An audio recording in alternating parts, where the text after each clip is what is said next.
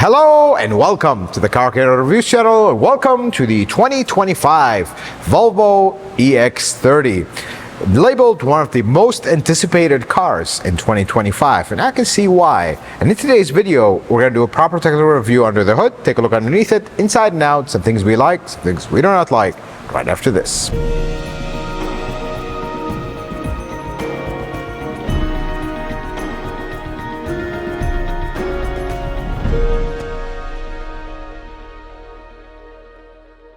Let's start our technical review under the hood. First, a small disclaimer.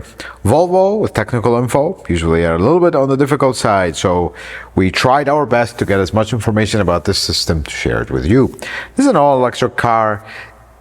In my opinion, thermal management is where it's at with electric cars because you don't have a source of heat. How do you heat and cool the cabin? That's what's going to determine the efficiency of the car. So let's talk about it because I looked around, tried to get some technical data, very limited.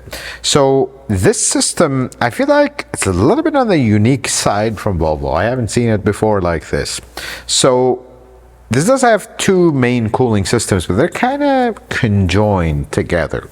You have one for the powertrain, so the motor, the inverter, the charger, and then you have one for the battery. So the battery has coolant running through it. That's what cools it or heats it as well. That's the important thing. So let's run some scenarios.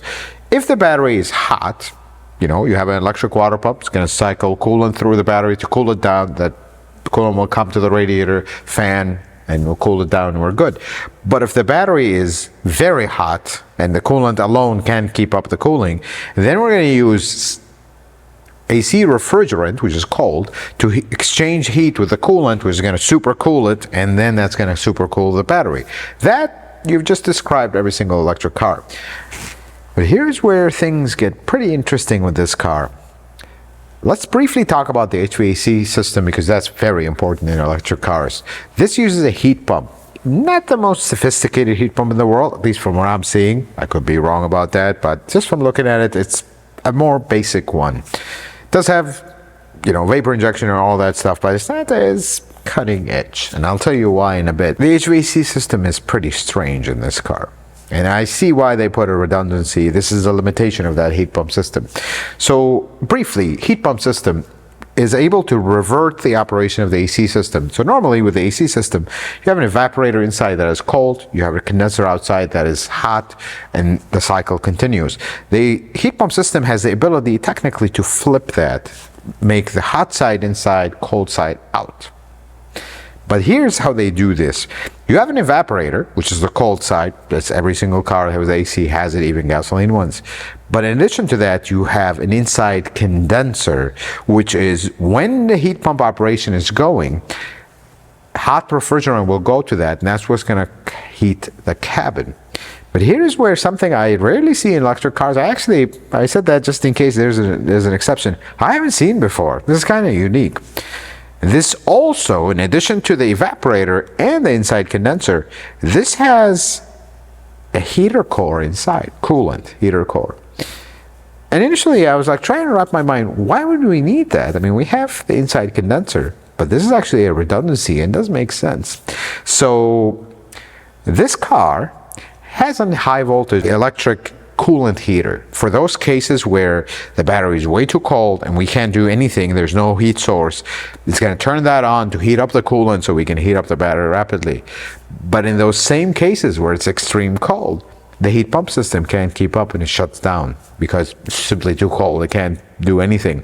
In those cases, that high voltage coolant heater is going to not only heat up the coolant that's going to go to the battery, it's going to heat up a separate circuit that is going to open and send hot coolant to the cabin to warm it up.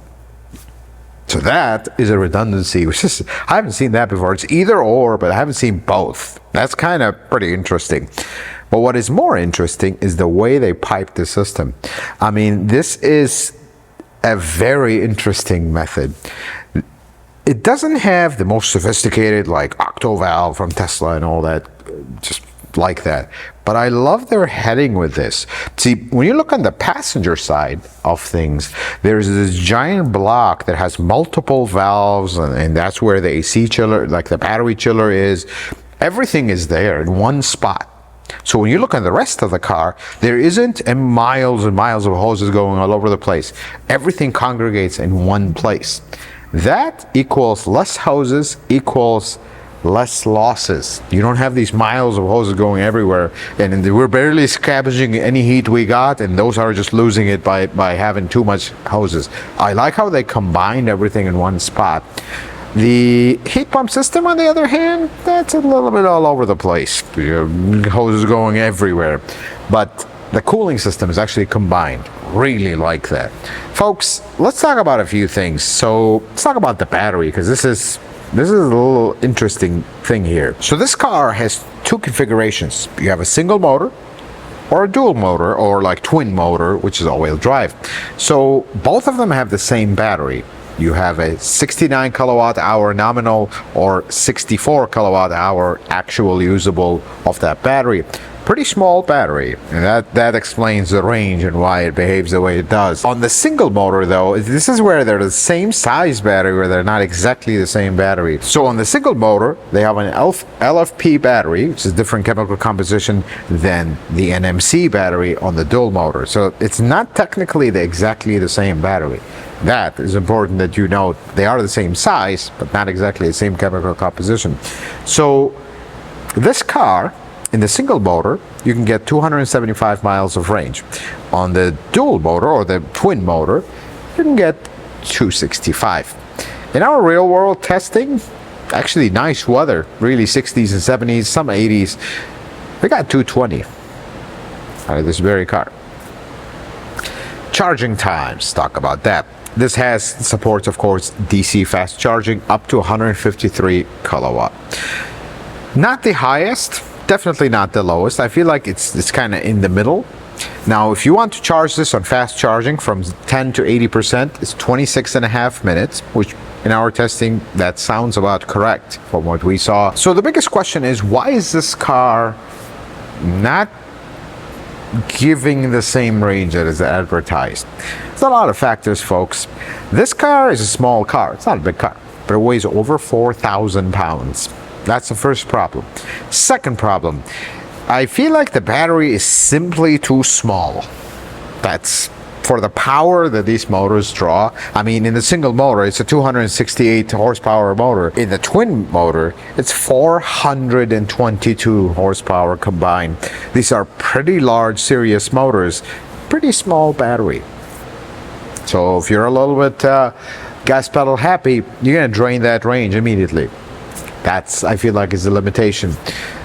They do have a really interesting electric system and cooling thermal management system behind them, because I really like how they combine this. They put a really interesting redundancy for that heater. I haven't seen that before. It's either or, but I haven't seen both at the same time. I mean, even Tesla, they've been either or. Lately, they've been more heat pump, but I haven't seen both. That's actually very interesting, and I like it. I mean, I guess Sweden gets pretty cold, so maybe that's where they were thinking with this. But overall build quality, look, folks, there's a lot of really good stuff. There's a few plastic stuff, but I like that the overall quality of things. Yes, the valves are plastic or not, but it doesn't feel super flimsy. We've definitely seen a lot worse from some big companies.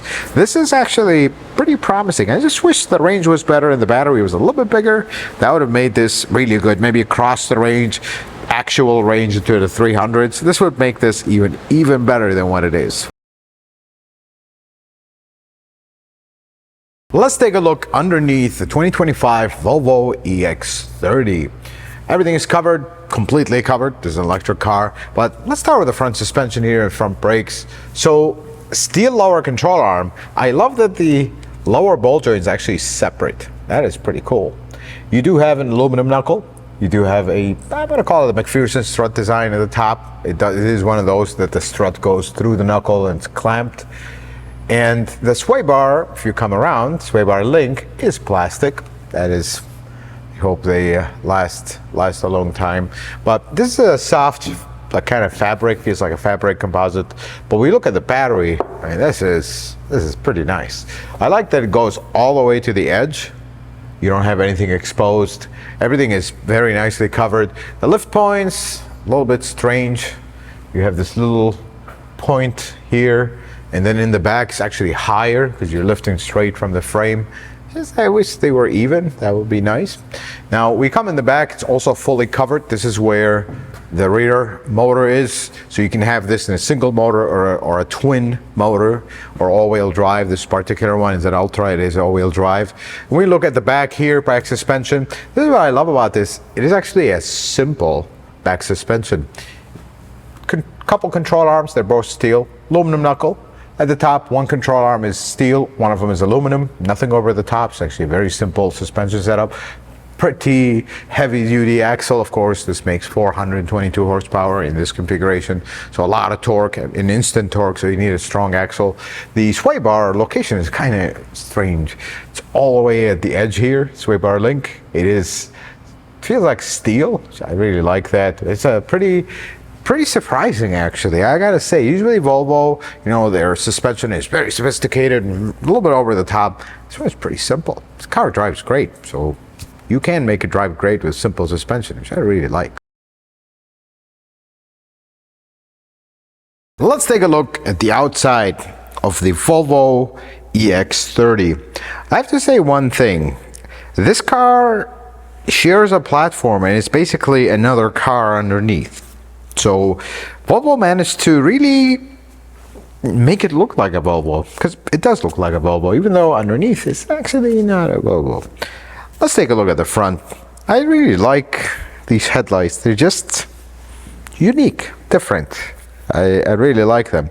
There's a really interesting thing here.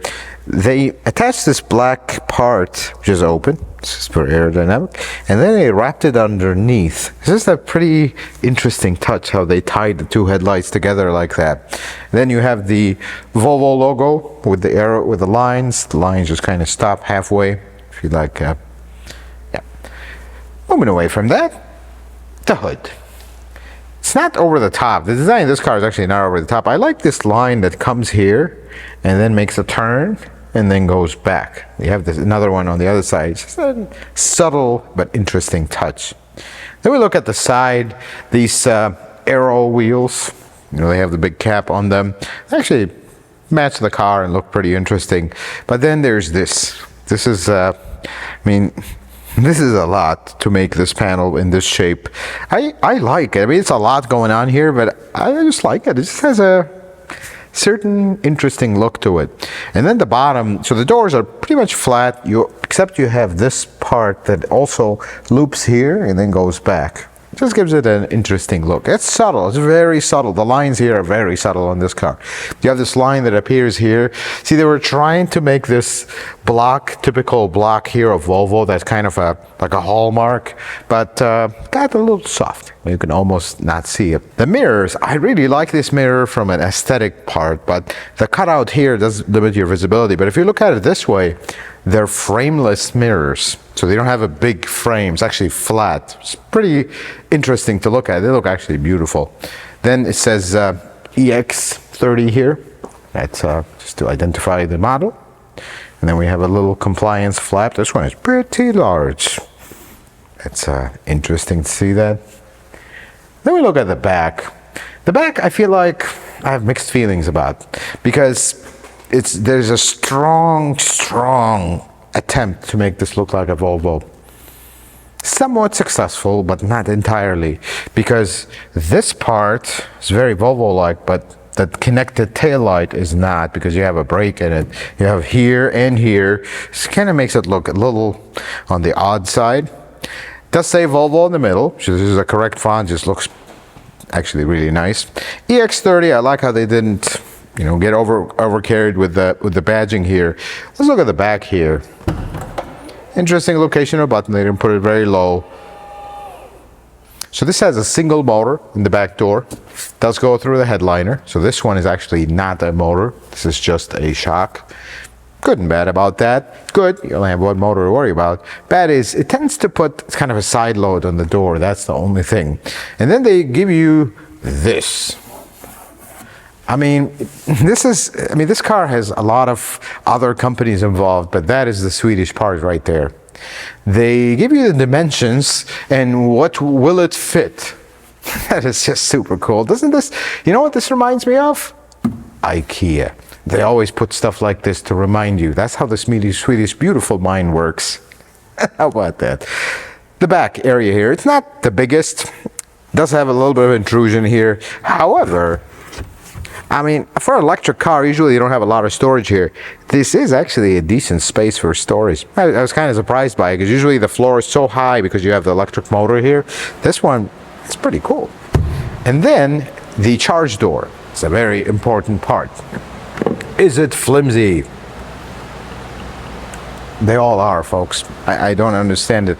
So the nice thing is both of them are covered. So the regular plug and then the DC, they both have their individual cover, which is really nice. I like that part. You do have a little bit of kind of a little light here, but flimsy as usual. They all make it flimsy like that.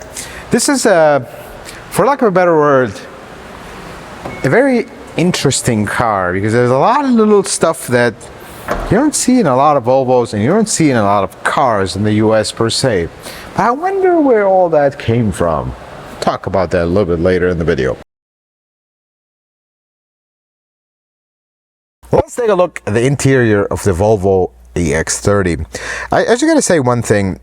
This is possibly one of the top minimalist interiors that I like, personally. I usually don't like the minimalist stuff because I feel like it adds more complication, and minimalist in my mind would be something simple, and this is the furthest thing from simple.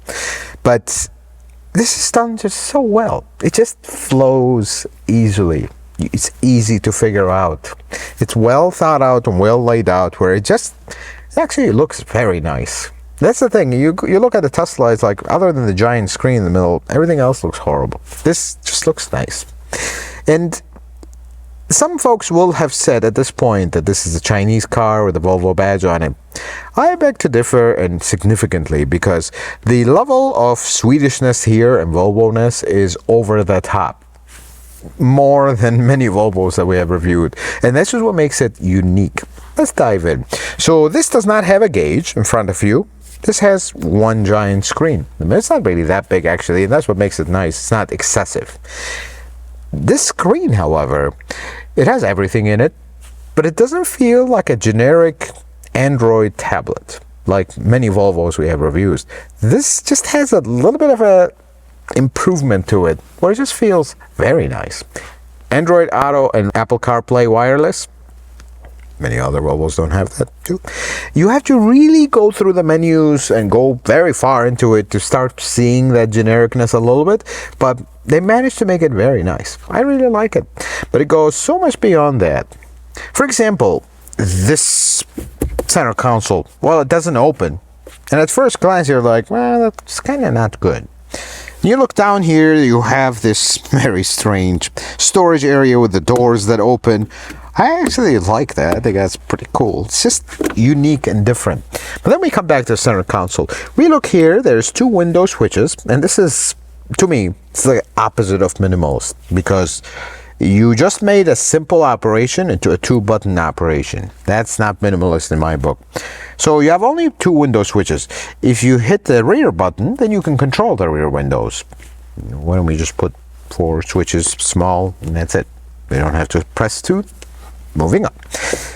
The reason why this car has no opening lid on the center console is because we have the most Swedish storage compartment ever, and it's the most beautiful thing you'll ever see. Watch this. A very rare moment we're going to mention the words cup holders in our channel. We usually don't. 2 cup holders. But here's the best part. You can pull the front part and make the cup holders disappear. Now you just have a storage area. But that's not where it ends. You bring this out. If you push this to close it, it'll stop. Now you have only one cup holder. You have to let it go and then push it again, then it disappears. I mean, this is possibly the biggest gimmick in the planet, but I love it because it's well made and it feels super solid. I don't think this is gonna break anytime soon. Usually these things are very flimsy. This just feels great, because now when you put it away, you have all this storage to put something tall. That's well thought out, and that's not actually a gimmick. The only downside of that is it does take your center console storage, but not to worry because this car have a glove box. 100% of cars have their glove box over there except the BZ4X, which has no glove box. This one is the next level. Doesn't have a glove box there, but doesn't have a handle for the glove box. You have to push a button on the screen, which is always visible. When you press it, yeah, that is the glove box. I mean, it works. Pretty smart. I actually like it. Folks, this interior, it just, there's something about it that just feels right. I love it. Seats are super comfortable. They have this material, to me it feels like a jeans, it's probably something else, but it does have the Swedish flag on it to remind you are in a Volvo. Steering wheel, it's actually, for a car that is this tech focused, it's actually simple to operate. When you want to operate the mirrors though, you have to go through the screen. It's more complication, and some of these buttons turn to operate them. Unnecessary. A little switch on the side would have done it. To me, that's more minimalist than this whole mess. Shifter is a regular shifter. Drive is down, reverse is up, park is a button. Super simple. You do have some wiper controls here, which is nice. You do have your lights, turn signals, whatnot. I like that that part remained simple. So they went overboard with the minimalist stuff, but not completely like some others. This one does have a fixed glass that doesn't move, doesn't close or open, no shade or whatnot, which gives it just a different vibe. I really like that. Let's talk about driving this car, because there is something not very good about this. The driver monitor. I mean, I understand it's Volvo and they're all about safety, but this is the most hyperactive driver monitor system I've ever seen. I mean, you turn the wheel, my hand just comes in front of it. It's already, attention. I'm driving, I'm just like eating something or just kind of dozed off for a second, it'll start beeping at you immediately because you opened your mouth, thinks that you're yawning. I mean, you end up turning it off because it's constantly yelling at you for something. That's what I mean by hyperactive. And the other thing is, you don't expect a car like this to be quiet. Short wheelbase, it's not pretty. You don't expect it to be a luxury car, but it drives so nice. It's smooth. It's not all over the place. The electric system is super fast, and I feel like the suspension can barely handle it in the brakes. But when you drive it normally, it's quiet, it's refined, drives very nice actually. Visibility is great. I really enjoy driving this car. It just puts a smile on my face because you immediately feel like you're into something unique. And that's what they managed to do well. The build quality is really nice here. It's not over the top. Some of these recycled materials, they look horrible, but they are recycled materials. And if you're into that stuff, it's everywhere here. There's a couple highlights that just, I love them. There's no other way to say it. This door handle, I love it.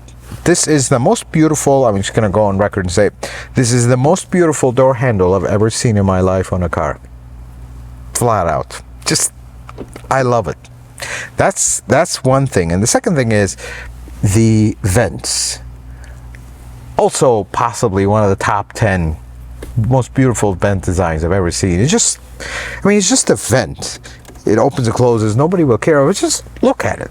It's a work of art, in my opinion. It just looks beautiful. And because the screen is not, spans across the entire dash, the HVAC vents are actually in a great place.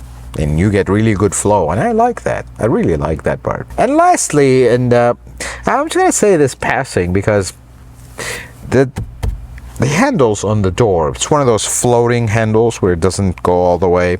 Let me think what car started that back in 2018. I don't remember. Oh yeah, LS 500. That's the exact same thing. This car just came out, so pretty nice design. I love it, but it's not original. Let's talk about the back seat, which is kind of one of the problems with this car. I'm 5'7". This is my driving position. I mean, I am very cramped. My knees are right against the seat. My legs are like, this is not a comfortable back seat. This is, I feel like, where we have a downside, because this section of the seat is massive. I mean, it's so big. I feel like they just took it from another model and put it here and let's go. And this seat is also very big for this car. That's why it takes so much space. The back seat is one of the downsides of this car, folks. It's just not a comfortable. It's a very comfortable seat in itself if you push this all the way forward, but very limited space. But the minimalist went overboard here. So the back windows, there is no button on the door. They're actually here at the back of the center console. You also get the world's most beautiful door handles on the inside here, which at least when you're cramped here, you look at this very Volvo-like seat and the most beautiful door handle. So there's something nice in the back. So, the Volvo EX30. Folks, I just gotta say one thing. This is a very nice car. There's no other way to say it. That's flat out. It's not perfect, but the overall execution is just... it just makes you smile when you drive it. There's no other way to say it. I am not really big on the minimalist interior stuff. I think it's actually makes it more complicated than minimalist. But this one is done well. I like it. It makes sense. There's a lot of things that make sense in this car. Like that tall center console deal. I think that's actually functional. It gives you a lot of space when you need it, and it gives you less space when you need more smaller spaces. The infotainment screen. I mean, Volvo, we just reviewed this XC90, which is a very expensive car. Felt super generic and super outdated. This is much better. I mean, you have to really dig to find the generic Google-based or Android-based like operating system, but the layout is very nice. It just works. It has wireless Apple CarPlay, Android Auto. It works super well. Not really glitchy. Sound system sounds great. I love the Swedishness of this car. And some folks will stop right there. Wait a second. This is made in China. It's based off of another Chinese car, Zeekr or something, whatever. But that's not entirely the case, because they had the platform, but the rest of it is very much a Volvo. Just look at these seats. That is a very Swedish seat. And then all the little stuff that this car have, the door handles, strange place of the glove box, the super mega overcomplicated and over-engineered center console that I love. That's what Swedes are about. That's the way they think, and that's what makes their car just unique. This is the height of that. I mean, you look at the tiny details that I'm super impressed by. The HVAC vent, the way when you turn it, it's just only the Swedes will be able to think of something like that and make it work and make it look this beautiful. Let's just put it this way. It's such a simple thing, but this car is super impressive. I just gotta say, at its price point, you expect it to be a lot more expensive because it actually drives very nice. It's pretty quiet, pretty comfortable, unless you sit in the back seat. But you don't expect it to be priced like that, but it is. The reason for that is it's made in China and based off of another car, some Zeekr or something. We don't have that model here, so I don't know what that model is. But folks, I want to highlight one thing. This is not a Chinese car with a Volvo badge in the front. That's not the case. See, Volvo can't just do that because their design studio is still in Sweden, and the Swedes don't accept that. They've done that. Saab has done that in the past, and GM couldn't get them to stop. And you can see the same thing here. They just didn't, oh, let's just take this car, put our badge on it, and send it into the world. They did not do that. This is a very Volvo car. That's the God honest truth. And with that, as much as I love this car, for it's just the feel, when you get in it, it just feels right. It's not perfect. Not even close. Because of a few things. Let's talk about them. First thing is the range. Now, this one has around 250 something mile range advertised. That's not the case in our testing. And the worst part is, we charged this right around 220 something. It drops rapidly. That's the problem. The range is not one of its strong suits. And in an electric car, that's a big problem. And there is no extended range model with over 300 miles. That's the other problem. If you get the single motor one, it has 275, which looking at this one, I don't think you're going to get that. That's the other problem. The rear seat space, rear seat is very small. I mean, I understand it's a small car, but there has been small cars like this that found ways to make the rear seat a little bit better. This is very small. And the last thing is, okay, we are saying that this is a cheaper car than what you expect it to be because it's nice, because it's a Volvo, because it's technically a luxury car. But here's the problem. There is a car that I know that has over 300 miles of range. It is also lightning fast like this one. And it also has a very high-tech electric powertrain and very high-tech center like infotainment, and it's minimalist as well. Maybe not as well built, as nice on the inside as this one, but still it's like the top. It also costs the same. That's the problem. If you look at the Tesla Model Y, and I know they're not the same class, actually it's technically a luxury car, but if you look at the Tesla Model Y from a sensible point of view, that's a better car. But when you get to the Model Y and everything is glued together with cheap glue and cheap zip ties, this will all of a sudden rise to the top, because this is a very nice, I mean, you get the same minimalist stuff, but it's a very nice place to be. I truly like this car. And I have to admit, I was not anticipating it to be so, because we looked at an XC90, I'm like, they really need to work on their tech. Everything else was great, but the tech is really not there.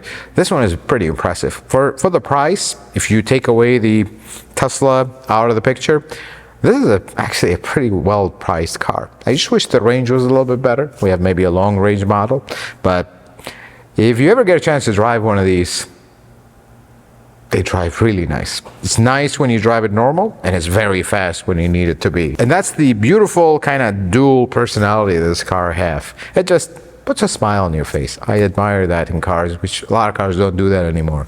Folks, I hope this video is helpful and informative. I hope you learned something new. If you like it, consider giving it a thumbs up. If you're not a subscriber, consider subscribing to the channel. Check out some of my videos. Until the next video, folks, may the Lord bless you and keep you, and you have yourself a wonderful day.